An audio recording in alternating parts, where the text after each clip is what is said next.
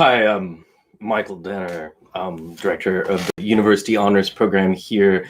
I apologize for the bad lighting. I had to fire my lighting director, part of the cost-saving measures that Stetson has undertaken. That was a joke. I promise you that this video won't last more than a few minutes, and it will lay out all of the relevant facts and problems and situations and considerations that are part of the honors tutorial. Okay, let's start there. What is an honors tutorial?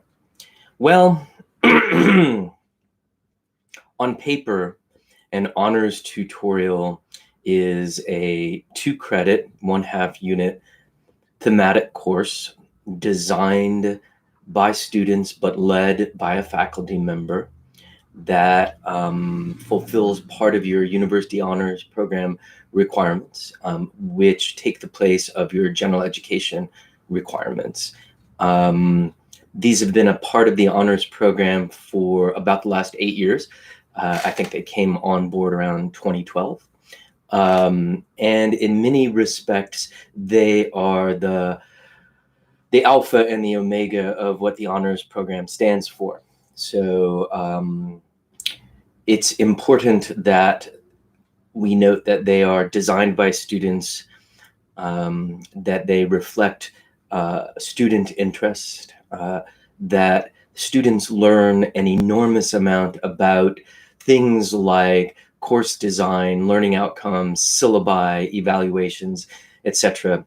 And sort of this ulterior motive of the tutorial program is that in designing these courses, you gain a better understanding of your own personal academic trajectory.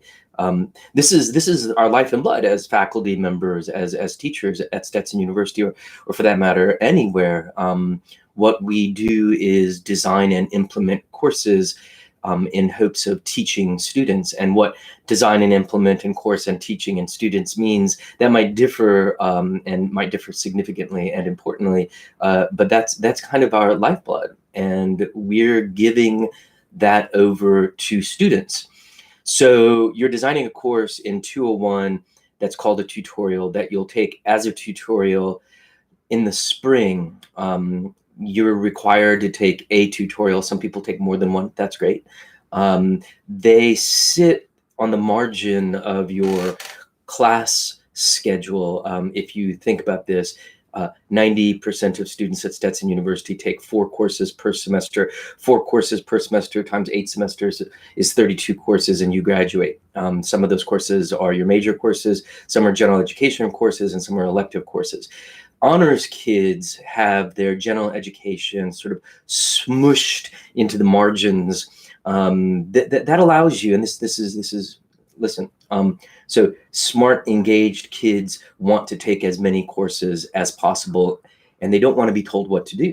And so we moved these honors courses largely to the margins of your schedules. So honors kids generally take 18 credits or 4.5 units the spring, fall, and spring of their freshman and sophomore years. That's semester 2 when you take 102, semester 3 when you take 201, that's this course, and semester 4 when you take the tutorial you designed in 201. That's 2 credits, that's next semester. Some students will come in and take these courses as juniors and seniors, some because it's required, some because the tutorial is interesting to them, some looking for extra credits. That's all great. But largely the students who design the course in 201 end up taking the course as their 202. Will every course that gets designed in 102 be part of the 202 cohort of courses? Maybe. That depends. What we're looking for is 6 or 7 tutorials each with an enrollment of somewhere between 7 and 10. And if you count your fingers and toes, that adds up to about 50 students, which is how many students that we have enrolled any given spring semester in tutorials. So there are about 45 students in this 201, and there are 45 great ideas about tutorials. And part of the process of designing tutorials is to winnow those 45 classes down to, I don't know, 7, 8, 9. The absolute number depends. If there are 10 awesome ideas, then we'll fund 10 awesome tutorials. But if there are only 5 awesome ideas, we'll fund 5 awesome tutorials, and everything will work out. I know this sounds like it's disorganized, but these tutorials have worked, and they've worked stupendously for the last 8 years. And in many respects, I've never had a problem with tutorials. They've always been great. Even last spring, when we had to evacuate campus, they're very robust. They stand a lot of tests, and that is, I want to say that that's like the honors program.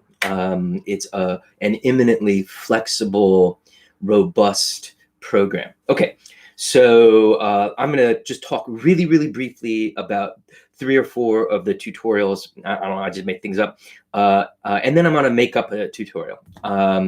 Okay, so we've had these for 8 years and figure that there have been 6 per year. So there's been about 50 tutorials. And one of them that sticks out in my mind, I don't know why, is from the very beginning. And this was maybe 2013, and John Rasp, who's in the business school and a mathematician, a statistician, and a chess player, ran a tutorial of about 10 students who wanted to become better chess players. And so the tutorial was about the history of chess strategies. They played a lot of chess, and they set up the first and only chess championship on Stetson's grounds. And on a Sunday afternoon, they had a ton of chess boards, a ton of chess players, and they had a big competition, and there were seeds, and finally the 2 best chess players played. And it was a great tutorial, and students learned a ton, and John Rasp really enjoyed it. Josh Rust always regularly teaches a tutorial. He's on sabbatical this semester, but I think he's around next semester.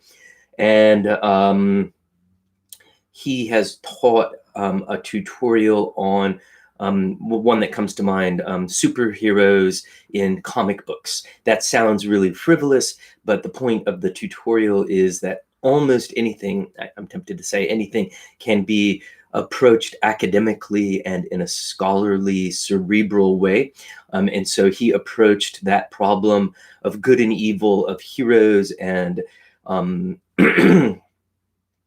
and foes in comic books, in part by reading philosophy and also just watching a lot of adaptations of comic books and reading comic books. And again, this sounds really frivolous, but the students loved it, and Josh loved it, and Josh is a very serious scholar and a very good teacher.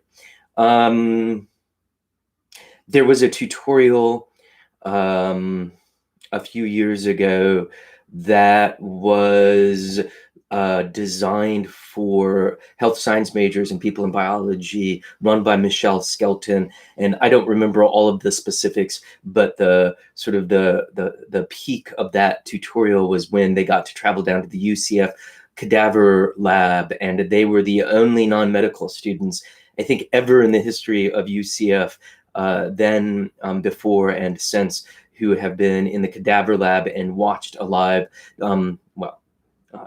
dissection. Well, the person doing the dissecting was alive, but the cadaver was dead, as you might expect. Students loved that tutorial. Last semester, Sarah Kramer did one on foraging and food studies. So you get the idea here. The breadth of these. Oh, one I love was many years ago. Camille King ran a tutorial on marijuana. Which sounds like, how predictable is that, right? But it was the history of marijuana and the psychotropic effects of marijuana. And fascinatingly, the students who were in it were all business majors because they were interested in marijuana as something that you sell. as the next cigarettes or alcohol. And they're probably right. And as a matter of fact, I know that two of them are right now running businesses or involved in the sale and distribution of cannabis, legal sale and distribution of cannabis. Okay, I said I'd make up one. Ready? I love tutorials that have sort of an end product. And so I can imagine a tutorial on, I just read some emails on photography, and the students put together a tutorial that involves photography and using real cameras and not digital cameras, but film cameras, and developing those photographs. And they work with somebody with an MFA in photography, and they learn a little bit about the history of photography and the praxis of photography. And the class is all about, and again, I'm improvising. If I thought about this, I could do better. Oh, there's this great service called Unsplash. I use it all the time, and it's full of photographs that don't have any rights to them. They don't have any copyrights or intellectual property rights, and you can use them for free in your websites or in your publicity or whatever. And so, ready? The students put together an Unsplash platform of photographs of Stetson that can be used without rights and be reused by our marketing team, by students at Stetson University, by admissions, by me, by you. And so that would be a great tutorial, and you could see all of the evaluative measures. You could see the reading list, you could see the learning outcomes, and you could see the big project that would unite them all. So this semester in 201, we're going to go through a series of exercises that starts very, very broad, and eventually it's like a siphon and outcomes tutorials for 202. And that's our big project for the semester. And we're going to spend the first 6 weeks on this project of conceptualizing, vetting, and then analyzing and producing tutorials, finding a professor who's willing to oversee the tutorial, and then actually implementing the tutorial in the spring. So this is the first 6 weeks of the class. It's very, very intellectual. It's very, very scholarly, but it's not like any of your other classes. I don't see myself particularly as your teacher. I see my role as one who facilitates the creation and helps you through rough patches and answers questions, and incentivizes great tutorials, and sometimes plays the bad cop and says that's a terrible idea, but most of the time helps you to push your ideas into fulfillment and realization. So that's my 5 minutes on, maybe it's probably over that, that's okay, on that. And I will do more of these videos and discussions, and I welcome questions, and I will not see you soon.